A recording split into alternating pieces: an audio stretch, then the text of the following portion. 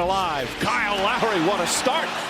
Oh, this year in this building. The one time they played in the regular season, they won again. Lowry, again. Kyle Lowry. The last 4 road teams have won in the series. Lowry lighting it up here in the first 2+ minutes. Kyle Lowry might be the most underrated point guard of his era. The 2010s were absolutely stacked with elite guards. MVP level superstars like Steph Curry, Chris Paul, Damian Lillard, and Russell Westbrook, plus another tier with your Kyrie Irvings, John Wall, prime Isaiah Thomas, and Kemba Walker, among many others. But while those guys had the flash, fan bases, and highlight reels, Lowry's name never really carried the same respect.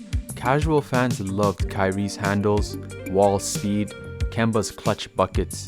Lowry, meanwhile, didn't really have that same aesthetic appeal.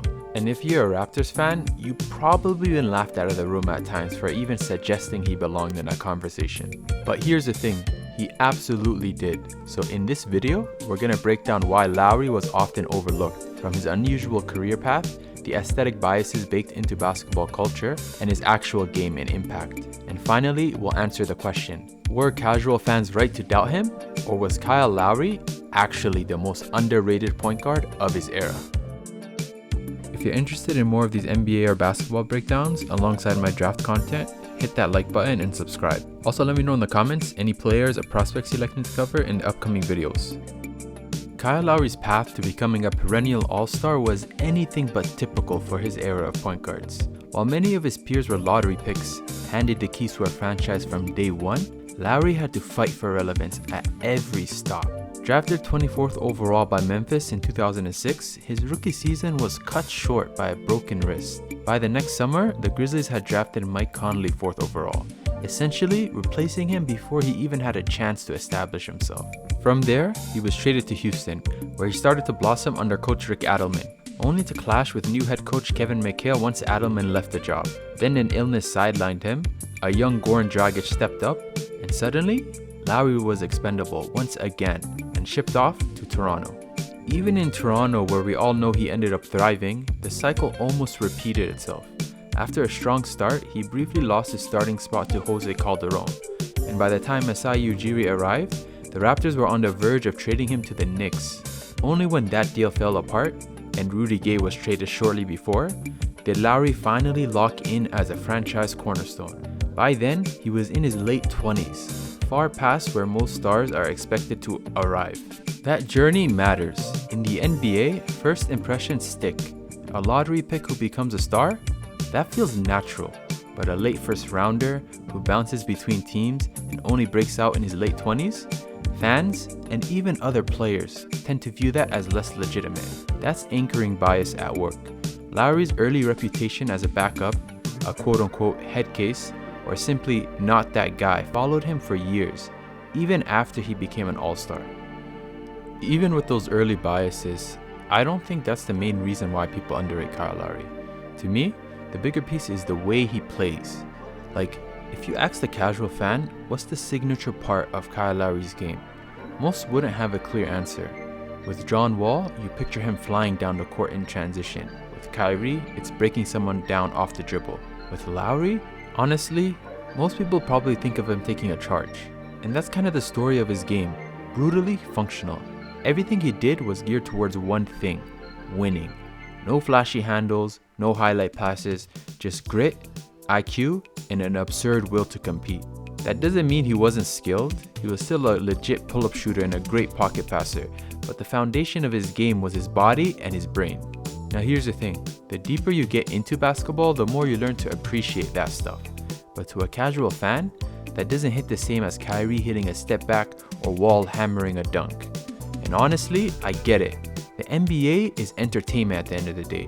I'm not going to sit here and pretend Lowry keeping his dribble alive to set up his big is more exciting than Kyrie going off for 20 and a quarter. The point is, there's this aesthetic bias in how we see players.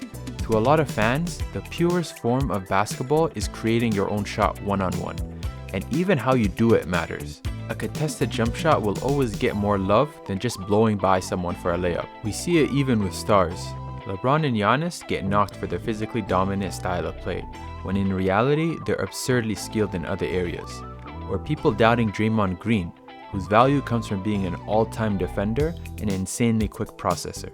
This is what I call the purist tax. If your game doesn't look like the pure version of basketball they've defined in their heads, they question your quote-unquote skill level, even if you're driving winning. That's why I believe Lowry doesn't get the respect he deserves, which to me is a shame, because if you really watch him, there's so much fun in the details. He's got plenty of traits that make him unique, as we'll get into next. Lowry's game is built on 3 core pillars: strength, craft, and pace. Everything he does flows from those 3 core tenets. First, the strength. He's one of the strongest guards of his era. Lowry constantly uses his body, especially that famous low center of gravity, to carve out space at the rim. He's also one of the few guards who could genuinely switch onto bigger players and hold his own. Honestly, you could argue he's one of the best post-defending guards in NBA history. That kind of skill doesn't just help him individually. It makes entire lineups more versatile defensively, which raises the ceiling of your team. Combine that with his smart rotations, defensive rebounding, and willingness to take charges, and you're looking at one of the best defensive guards of the last couple decades. Then comes the craft. Lowry had a complete pick and roll game. If defenders ducked under, he was a real pull-up threat, often from very deep. If they went over, he could hit perfectly timed pocket passes or lobs to his bigs. He was also great at keeping his dribble alive, probing, pivoting, pump faking until an opening appeared, often pulling up from mid-range. And of course, he had that Chris Paul-like knack for drawing fouls. He knew the foul situation at all times and wasn't shy about flopping to tilt the margins in his favor. It justifiably annoyed a lot of fans for sure, but it was undeniably effective. Finally, pace. This might be my favorite part of Lowry's game. He wasn't just good at finishing in transition, he generated transition offense. He'd rebound, grab and go, or throw hit-ahead outlet passes for easy buckets. A young Pascal Siakam ate off these outlets early in his career. Even in semi-transition, Lowry would push the tempo on makes, probe deep into the paint, keep his dribble alive, and just see what opened up. That adventurousness led to a ton of easy baskets for his teammates who otherwise wouldn't have gotten them. He had this knack of squeezing every last drop of potential offensive opportunities every time he was on the court. Put it all together and you get a guard who positively impacts every phase of the game.